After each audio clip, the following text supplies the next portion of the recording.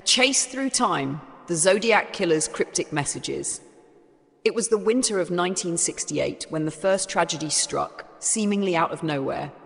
On the night of December 20th, 1968, in the quiet town of Vallejo, California, a young couple, Betty Lou Jensen and David Faraday, sat parked in their car just a few miles away from a peaceful road, enjoying their time together.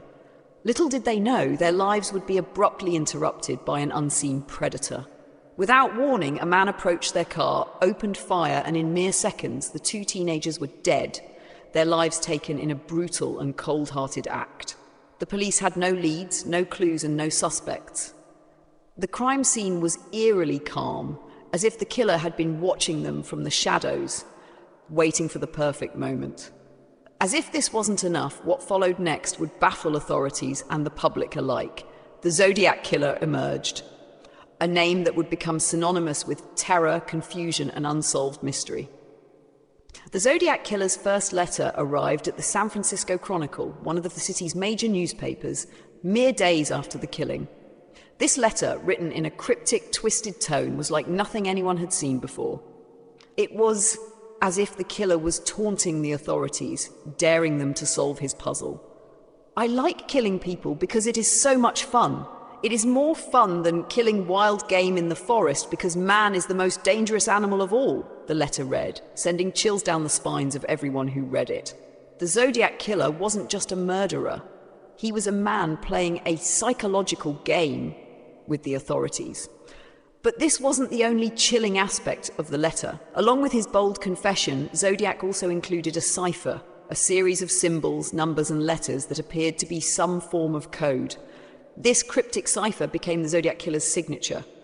Over time, he sent several such letters, each containing more ciphers, more clues that seemed to lead nowhere, and taunts that pushed law enforcement and cryptographers to the brink. By the time the Zodiac Killer's name began to spread, so did the fear and paranoia. In 1969, just months after his first killing, Zodiac struck again.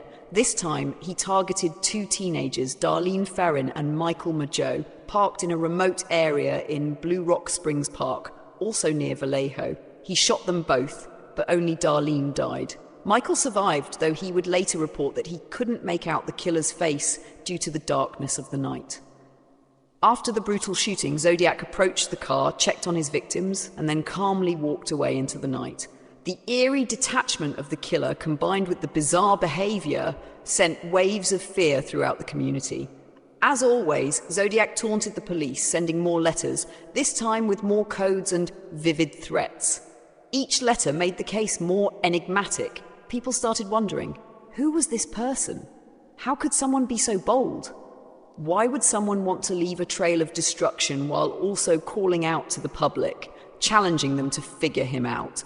The Zodiac Killer's most famous and haunting cipher, known as the 340-character cipher, became a symbol of the unsolved nature of the case. For years, cryptographers and detectives worked tirelessly to break the code. But each time they thought they were getting close, the cipher would turn out to be even more difficult than the last. The riddles and clues in the letters only made the case more frustrating. The killer seemed to be mocking the investigators, as if saying, "I am always a step ahead." In one of his letters, he even threatened to commit more murders unless his demands were met. The chilling tone of his letters and the inability to decode his ciphers raised even more suspicion and fear. The public didn't know if Zodiac was still out there, lurking in the shadows, or if he had simply disappeared. Yet, despite all the attention, the killer continued to evade justice. As the years went by, more theories began to emerge. People started questioning whether Zodiac was a single person or if he was part of a group. Some even speculated that he wasn't from California at all, but perhaps someone who had moved to the area specifically to commit his crimes. However, the most prominent suspect was Arthur Lee Allen, a local man who seemed to fit the profile of the killer in many ways. Allen was known to have a fascination with ciphers and had been linked to some of the murders. He was convicted child molester with a history of violent tendencies.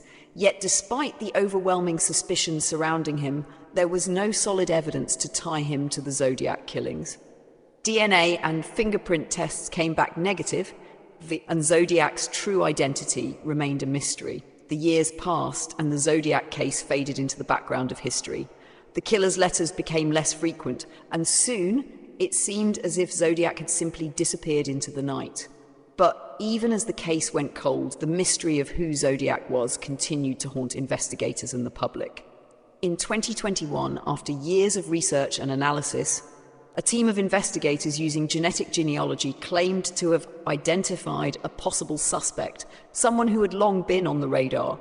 The announcement created a wave of excitement, but it also raised new questions.